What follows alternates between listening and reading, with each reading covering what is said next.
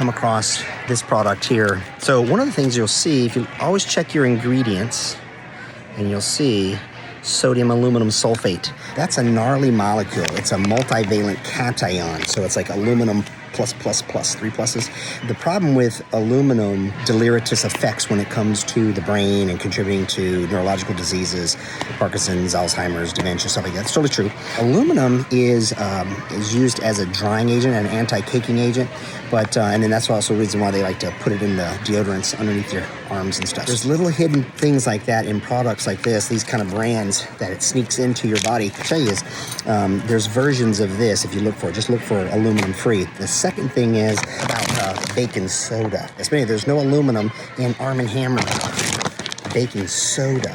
This is a chemical reaction of how baking powder works, but be careful to avoid the aluminum, all right?